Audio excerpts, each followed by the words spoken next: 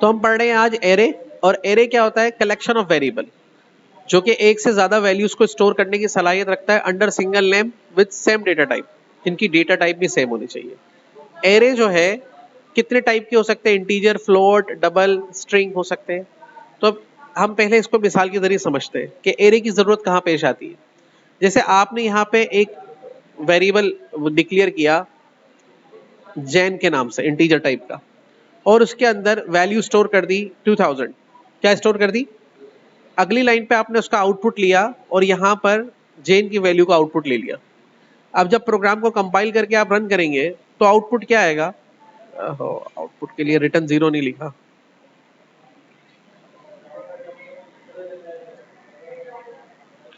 Output यही आएगा जो जैन की वैल्यू होगी, यानी कि 2000।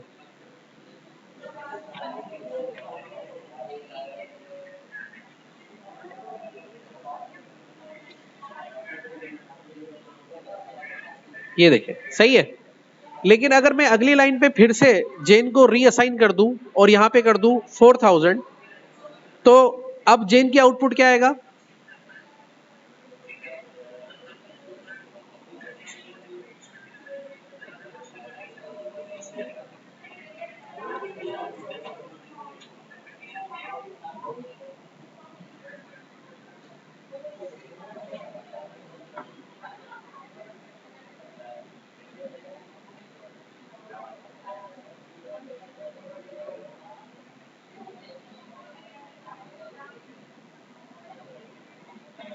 तो आउटपुट क्या आया? 4000। ठीक है, मतलब यहां पर जो है वैल्यू अपडेट होने पे वेरिएबल के अंदर खासियत तो है वैल्यू स्टोर करने की, लेकिन जब वैल्यू वेरिएबल में दूसरी असाइन की जाती है तो पहली वैल्यू को वो लॉस कर देता है। दूसरा, एरे की जरूरत यूं भी पड़ती है। मिसाल के तौर पे अभी आपने एक जनवरी का वेरिएबल लिया, अगर फरवरी स्टोर करना है तो फिर क्या लिखेंगे? फेब। फिर मार्च की वैल्यू स्टोर करनी है तो फिर क्या लिखेंगे? मार्च। कितने वेरिएबल बनाएंगे? फिर ये चलो साल 2026 के पूरे हो गए, फिर 2027 के वेरिएबल बनाओ। तो इस झंझट से बचने के लिए हम यूज करते हैं एरे। अब एरे कैसे बनाएंगे? जैसे एरे, आपने एक एरे बनाया मंथ, मंथ के नाम से। किसके नाम से बनाया? एमॉन्टेज मंथ। अब उसके आगे वेरिएबल और एरे के डिक्लेरेशन में ये फर्क है कि आगे आप स्क्वायर ब्रैकेट लगाएंगे। क्या लगाएंगे? अब आप इसमें बताएंगे कि इसके कितने एलिमेंट हैं, इसके कितने एलिमेंट हैं। तो यहां पे आपने बताया कि इसके 12 एलिमेंट हैं। कितने एलिमेंट हैं? 12। फिर इक्वल लगा के दो आगे करली ब्रैकेट्स लगाएंगे और इन करली ब्रैकेट्स में वैल्यू पास करें। 4000 ऐसे करते हैं, 1000, 2000, 3000, 4000, 5, 6, 7, 8, 9, 10, 11 और 12। सही है। अब हम कंपाइल करके देखते हैं कोड को, क्या इसमें कोई एरर है या नहीं। कोई एरर नहीं है। तो आपने सीखा कि एरे को बनाने के लिए आपको पहले उसकी टाइप बतानी है, एरे का नाम बताना है, फिर उसके एलिमेंट्स की तादाद, एलिमेंट्स की तादाद, फिर असाइनमेंट ऑपरेटर, फिर करली ब्रैकेट लगाने, फिर करली ब्रैकेट को ओवर करना है, स्टेटमेंट टर्मिनेटर, और जितने मेंबर आपने यहां बताए हैं उन्हीं मेंबर्स को वैल्यूज असाइन करनी है। कैसे? With the help of comma. ये पहले की, ये दूसरे की, ये तीसरे की, ये चौथे की, पांचवें की, छठे की, सातवें की, आठवें की, नवें की, 10वें की, और ये 11वें की, और ये 12वें की वैल्यू। अब इसको तो हम ऐसे ही समझेंगे, ठीक है, लेकिन कंप्यूटर में इसका थोड़ा अलग तरीका है। हम इसको कहेंगे ये मेंबर 1 है। कौन सा है? कंप्यूटर जो इनको इंडेक्सिंग करता है वो कैसे करता है? मिसाल के तौर पे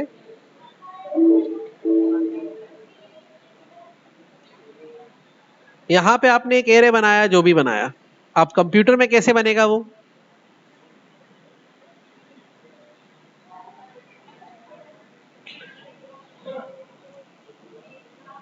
कंप्यूटर की मेमोरी में ये एक एरे बन गया इस तरह से, सही है? ओके। अब जो इसका पहला मेंबर है, कौन सा मेंबर? हम उसको क्या कह रहे हैं? हम कह रहे हैं उसको क्या? वन। क्या कह रहे हैं? वन। पहला मेंबर क्या है? वन है। कंप्यूटर ऐसे कहता है पहला मेंबर जो है वो जीरो है। पहला मेंबर क्या है? जीरो है। समझ में आ रही है मेरी बात? पहला मेंबर क्या है? हमारे बोलने में पहला मेंबर क्या है? वन। और कंप्यूटर के समझने में पहला मेंबर क्या है? भाई देखो, ये 1 2 3 4 क्या है? इसको कहते हैं आइडेंटिफिकेशन। क्या है ये? हर सेल की आईडी है ना ये। इस फर्क को जहन में रखना है। कम प्रोग्रामिंग लैंग्वेज में एरे के जितने भी मेंबर बनाएंगे, हम उसको पहले मेंबर को वन कहेंगे बोलने में, पर प्रोग्रामिंग में पहले नंबर का आईडी क्या होगा? जीरो। अब आ जाए इधर। मिसाल के तौर पे मुझे इस वाली वैल्यू का आउटपुट चाहिए। क्या चाहिए? तो कोड कैसे लिखूंगा? सी आउट लेस देन एरे का नाम जो भी है,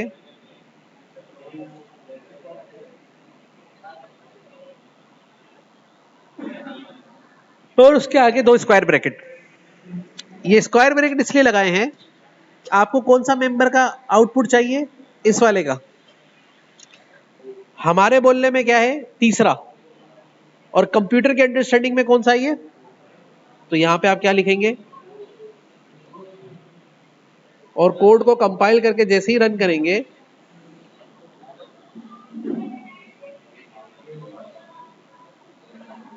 हाँ, तो आउटपुट क्या आ रहा है? 3000 आ रहा है। बस यही इसका बेसिक फर्क है कि एरे के जो इंडेक्स होते हैं वो हमेशा जीरो से काउंट होते हैं।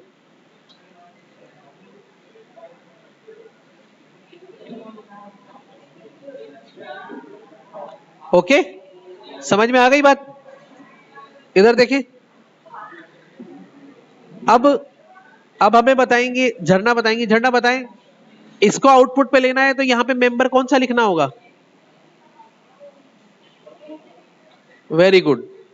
सुनीता बताएंगी, इसका आउटपुट लेना है तो इसका मेंबर कौन सा लिखना होगा? 4। साकिब बताएगा, अगर इसका आउटपुट लेना है तो मेंबर कौन सा लिखना होगा?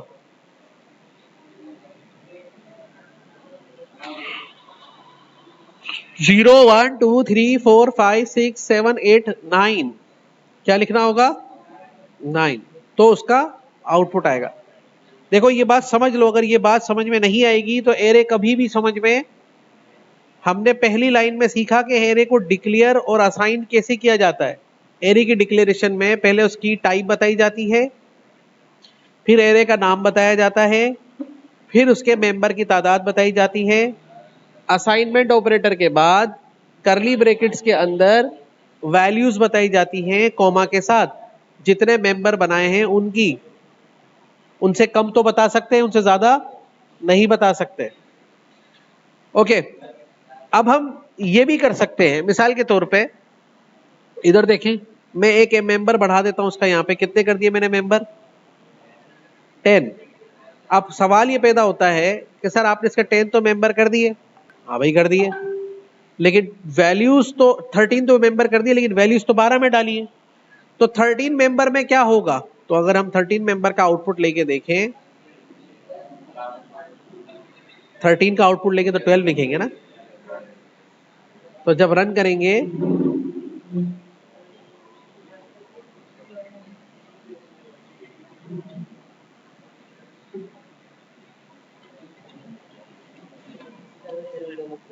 ठीक,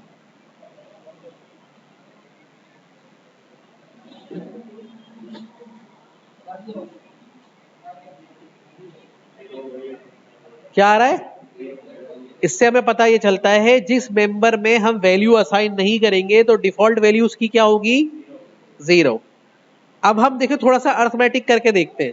हम ऐसा करते हैं, मेंबर ऊपर कोड लिखते हैं, month member 2 plus month member 4 statement terminator, और आंसर ले लेते हैं मंथ मेंबर 12 असाइनमेंट। आई बात समझ में? अब मेंबर 2 यानी कि 0 1 2 3000, मेंबर 4 0 1 2 3 4 5000, ये दोनों प्लस हो गए, ये दोनों प्लस हो गए। अपनी वैल्यू कहां पे असाइन कर देंगे? मेंबर 12 में। इसमें अभी इसका 0 आ रहा था, अब देखें क्या आउटपुट आ रहा है इसका, रन करके देखते हैं।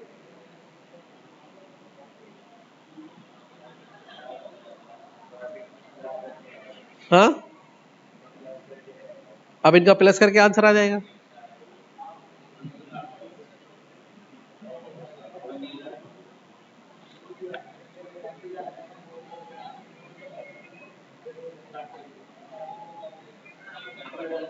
सही है? ओके। अच्छा, अब सवाल ये बताता है सर, आपने ये तो सिखाया, आपने ये तो सिखाया सर कि एक एक मेंबर को, दो दो मेंबर को कैसे आउटपुट ले सकते हैं। अगर सर सारे मेंबर का आउटपुट एक साथ लेना हो तो क्या करेंगे? अगर सारे मेंबर का आउटपुट एक साथ लेना हो तो क्या करेंगे? तो देखिए हमने लूप सीखा था। अब हम यहां लिखेंगे इंटीजर, ऐसे ले ले, फॉर का लूप लगाते हैं, integer x is equal to 0, x less than equal to 13, x plus plus. ठीक है, और यहां गए हम, इसके बनाई बॉडी, इसमें हमने कोड लिखा C out less than monthly, monthly expense. ठीक है, ये हमने ऐसे एक मैसेज प्रिंट कराया, स्पेस कॉलन। ठीक है, और आगे लेस देन, और यहां पे हमने लिख दिया मंथ, एरे का नाम।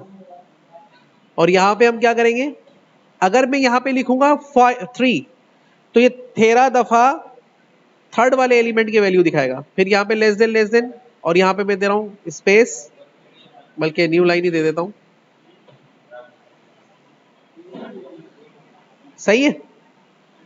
अब क्या होगा, अब हमारा कोड जो चलेगा कंपाइल करने पे, वो मंथली एक्सपेंस दिखाएगा, और एरे मंथ के तीसरे एलिमेंट के यानी कि 0 1 2 3 ये वाला आउटपुट कितनी बार देगा? जितनी बार लूप चलेगा। लूप कितनी बार चलेगा? 14 टाइम्स। कितनी बार चलेगा?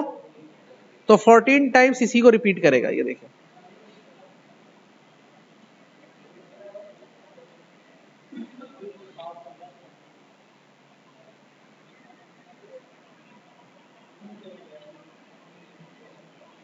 लेकिन अगर मैं चाहता हूं कि नहीं, पहले दूसरे तीसरे सारे मेंबर के हमें ये दिखाए, तो उसमें हमें ये करना पड़ेगा कि इस नंबर को चेंज करना पड़ेगा।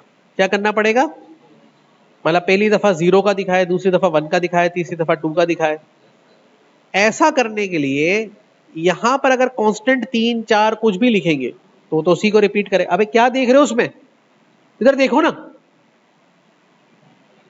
तो 3 4 अपडेट कैसे करेगा अपने आप को? तो देखो, याद रखो, कांस्टेंट फिक्स्ड, वेरिएबल चेंजेबल होता है। 3 एक कांस्टेंट नंबर है, लेकिन अगर हमें वेरिएबल मिल जाए तो आसान हो जाएगा काम। और हमारे पास है भी, आप देखें कहां है। मंथ,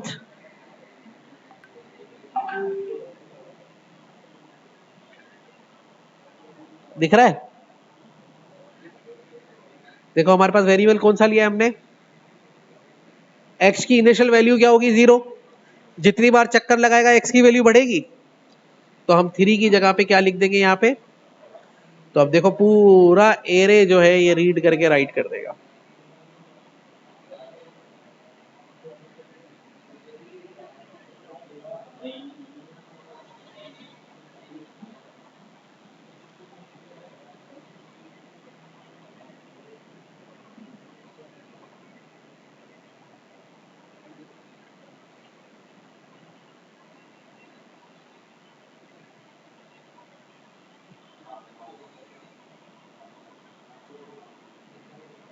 भाई ये वाला जो आउटपुट आया ना, ये वाला आउटपुट 8000 वो ये था। फिर पहला आउटपुट आया क्या, 1000। फिर मंथली एक्सपेंस का दूसरा, तीसरा, चौथा। अब आखिर में 13 क्यों आया? क्योंकि लूप चला 14 times, less than equal to 13 है ना। जब 0 से आप 13 तक आएंगे तो कितने चक्कर हो जाएंगे, 14। तो 13 तक तो लूप का आउटपुट आ गया। अब उसके बाद जब उसको एरे में कोई आगे नंबर नहीं मिला तो उसने किसकी वैल्यू को प्रिंट कर दिया, एक्स की वैल्यू को प्रिंट कर दिया, जो कि उसकी लास्ट वैल्यू थी 13।